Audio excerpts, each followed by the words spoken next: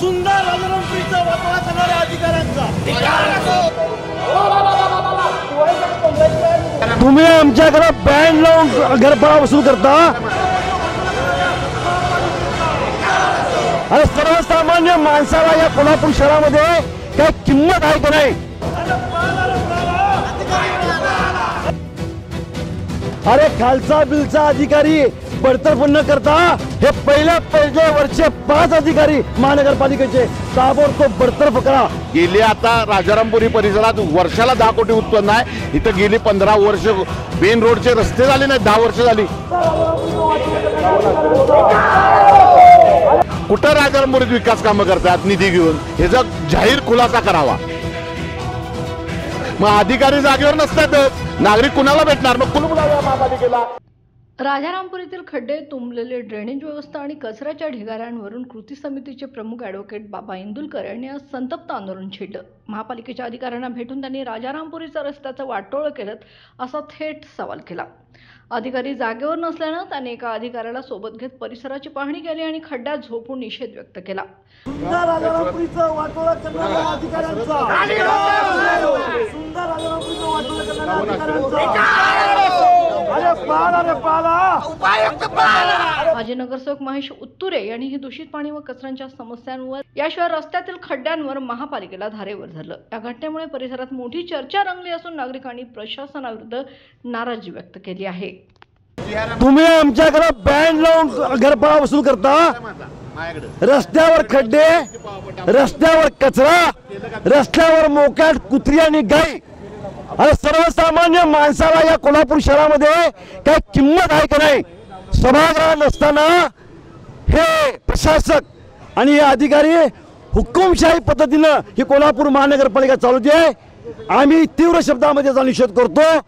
वेळीच हे दुरुस्त झालं नाही तर दिवाळीच्या संध्येला आमच्या वेगळ्या फटाकड्या महानगरपालिकेच्या दरवाजे उडतील। खड्ड्यामध्ये झोपून निदर्शन केले अधिकाऱ्यांनी काय? खड्ड्यावर एखाद्या सुशिक्षित भागामध्ये कार्यकर्त्याला चिखलाच्या आणि ड्रेनेजच्या पाण्यामध्ये झोपून या अधिकाऱ्यांचा निषेध करावा लागत असेल तर या महानगरपालिकेची काय परिस्थिती आहे हे पाहावं।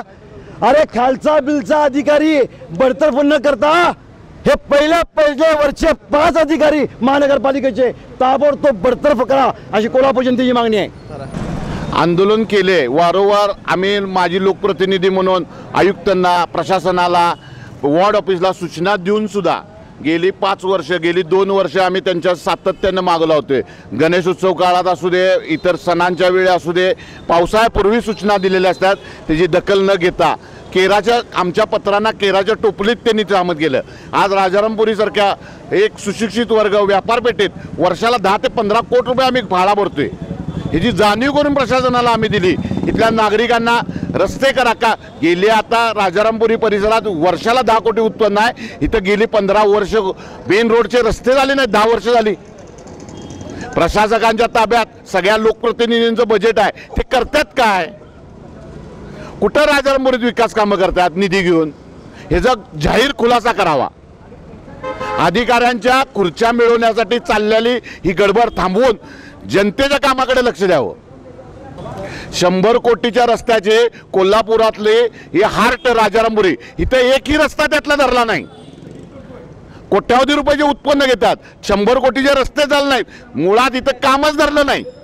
कसलं बजेट? कुठं प्रशासनानं काम केलं हे दाखवा।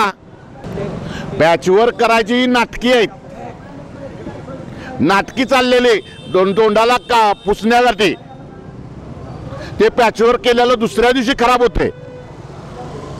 आणि मग एवढी दिवस का केलं नाही? यात कोण दोषी आहेत? जे अधिकारी काम करत नाहीत त्यांना तात्काळ सस्पेंड करा। आज प्राथमिक स्वरूपाचं आंदोलन या ठिकाणी राजारामपुरीतल्या नागरिकांनी या ठिकाणी केलेलं आहे। खऱ्या अर्थानं उपायुक्त आणि सहाय्यक आयुक्त हे चर्चेसाठी उपस्थित राहणार होते आणि ते उपस्थित राहिले नसल्यामुळं आम्हाला रस्त्यावर येऊन आंदोलन करायची पाळी या ठिकाणी आलेली आहे। आमच्याबरोबर या ठिकाणी गुजर साहेब आणि मॅडम या ठिकाणी आंदोलनाच्या ठिकाणी प्रत्यक्ष पाहणी करण्यासाठी आले। आमचे ॲडव्होकेट बाबा इंदुलकर यांनी खड्ड्यात झोपून या खड्ड्यांचा निषेध केलेला आहे। स्वच्छ आणि सुंदर राजारामपुरी ही 1929 साली वसवली आणि छत्रपती राजाराम महाराजांनी देशातली आदर्श ही रहिवासी वसाहत केली. परंतु आज ह्याची पूर्णतः वाट लागलेली आहे आणि दिवाळीपूर्वी त्यांनी खड्डे मुजवावेत अशा मी त्यांना विनंती केलेली आहे.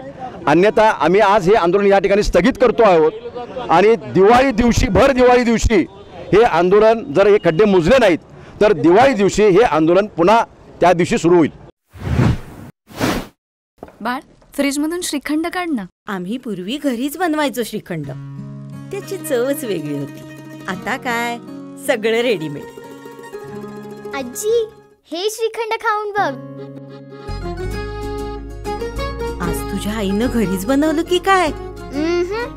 हे आहे गोकुळचं श्रीखंड. अगदी जिभेवर रेंगाळणार. जिभेवरच नाही तर मनावरही रेंगाळणार. गोकुळ श्रीखंड, मनावर रेंगाळणार.